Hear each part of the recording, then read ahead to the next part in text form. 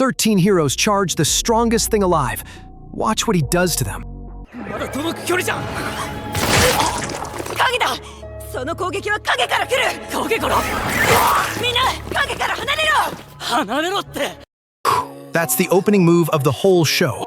The strongest creature alive looks at humanity and decides we're not worth the trouble. And then someone hands him a baby. Right? So here's the question the whole season runs on. What does humanity do when the strongest thing alive has already decided we don't deserve to exist? And the only argument left fits in a cradle. Okay, I'm in.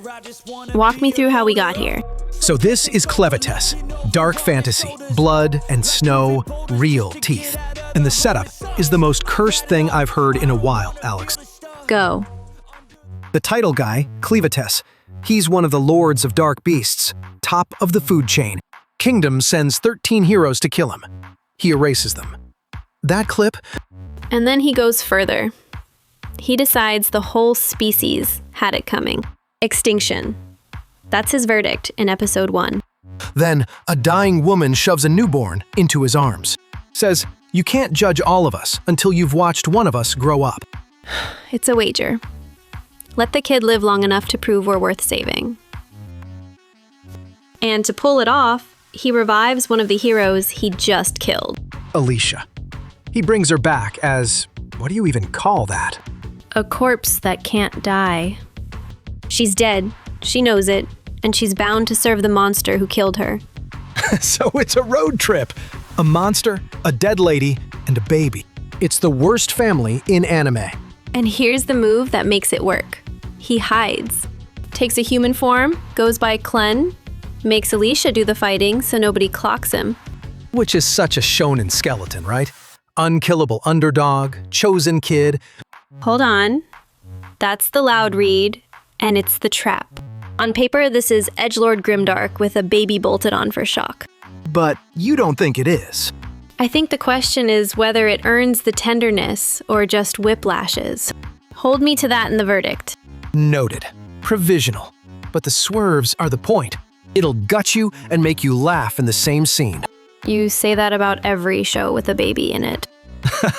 I do. Okay, I do. Walk with me. Let's do the season. Episode 1 is double length. It spends the whole runtime building the wall before it cracks it. The massacre. The city. The king who won't run. King Hidden. He's got the only forge that can make a hero's weapon. Castle's coming down. And he orders it sealed before he'll flee. Dies standing.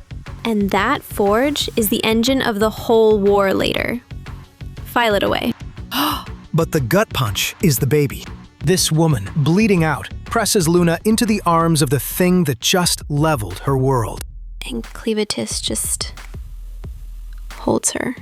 This creature who feels nothing, standing in the rubble, not sure what to do with his hands. That's the image of the show right there. Bro, I rewound it. A monster, interrogating whether he feels anything. Jordan, that's the Evangelion register you swear isn't for you. I'm letting that go. I am letting it go. Here's the cold part, though. He spells out his rule. If Luna dies, he doesn't grieve. He just loses interest and lets it fall. So the baby isn't precious to him. She's a thesis he's testing. That's so much darker than loving her. And Luna's no ordinary orphan. She's pure-blooded royalty, which means every faction on the map wants her, alive or otherwise. So the only thing between a baby and the whole world is a liar in a human suit and a hero who's technically a ghost. Great childcare situation, 5 stars. Okay, episode 2. The road starts, and it goes bad fast. Slavers grab the whole party, a crew called the Ravens. Run by a wizard named Vroko. Great early villain, not scary, smug. He brags that his generation invented magic. He's got real, I was doing this before it was cool energy. Until you watch what he does to people. He's how cruel this world runs. But Alicia, okay, watch this. This is where the show shows its hand on her. なんだろう私が不死だという話信じてるからなグレン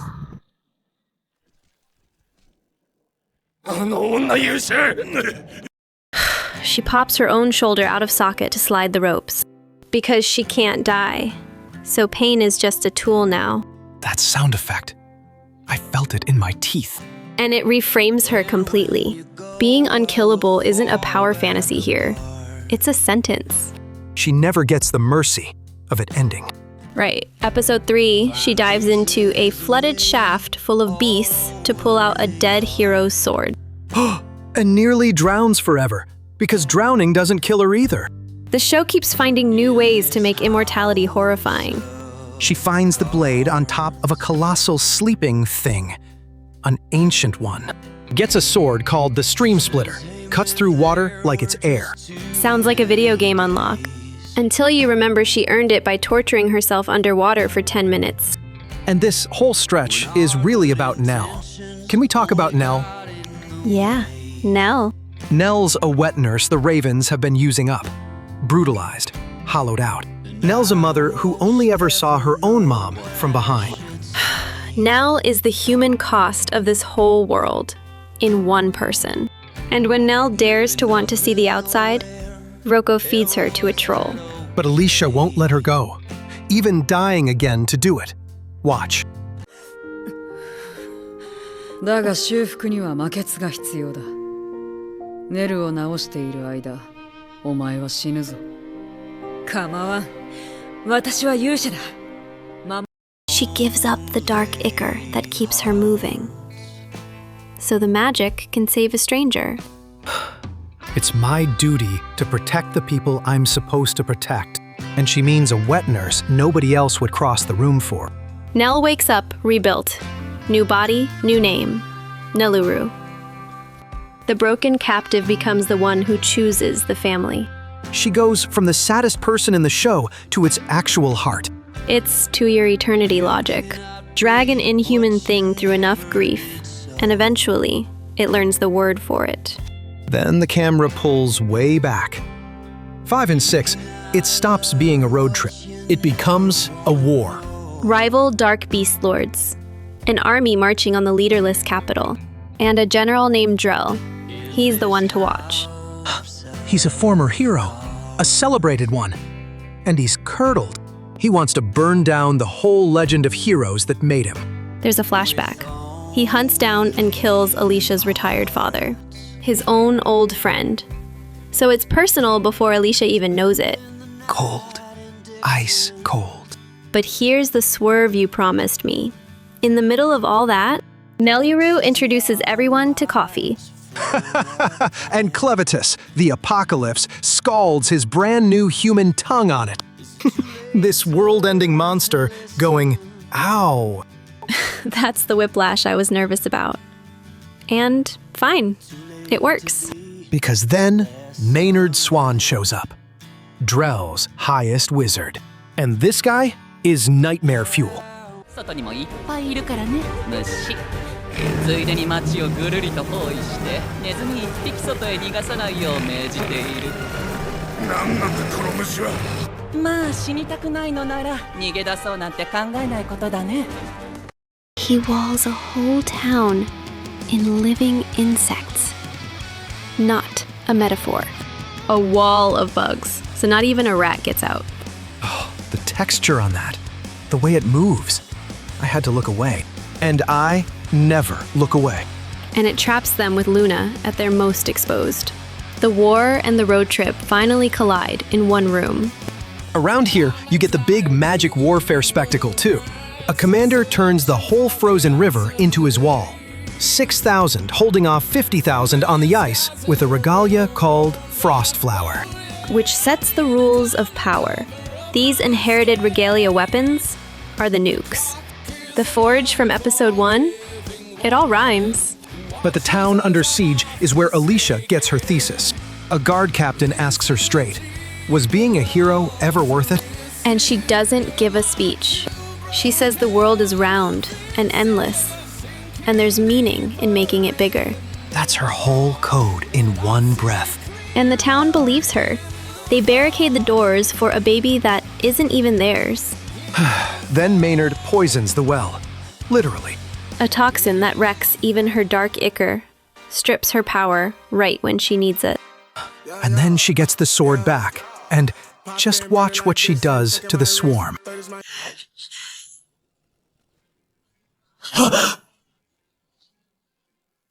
四方滝割り流水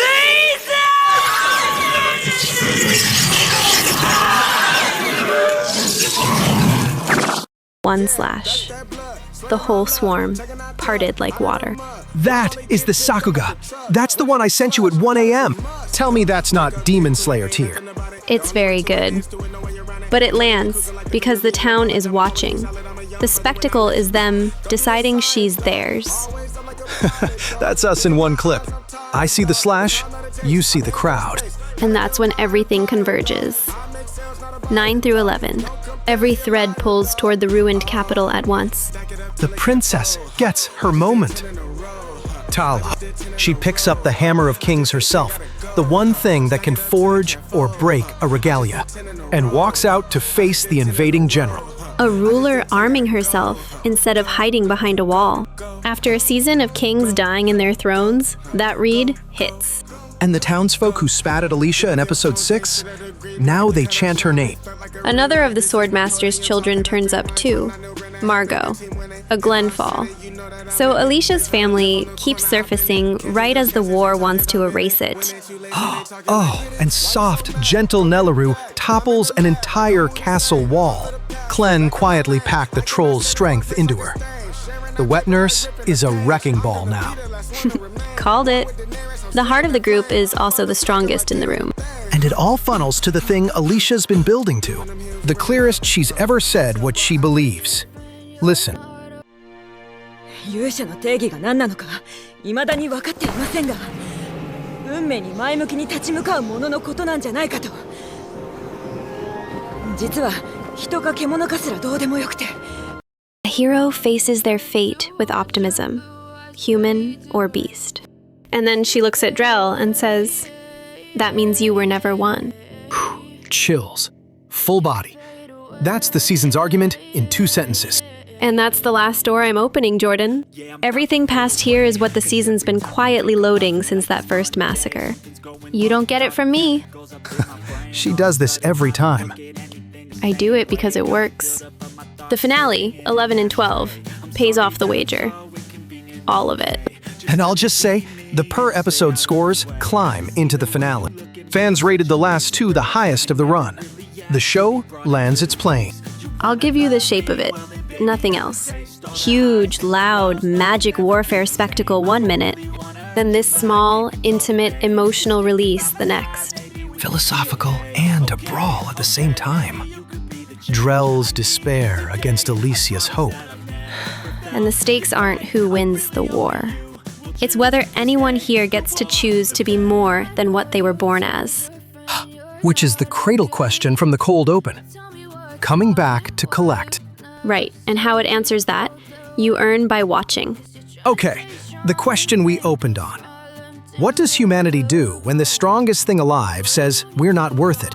And the answer the season gives? You don't argue with a speech. You argue with one kid. And one dead woman who keeps choosing to be kind anyway.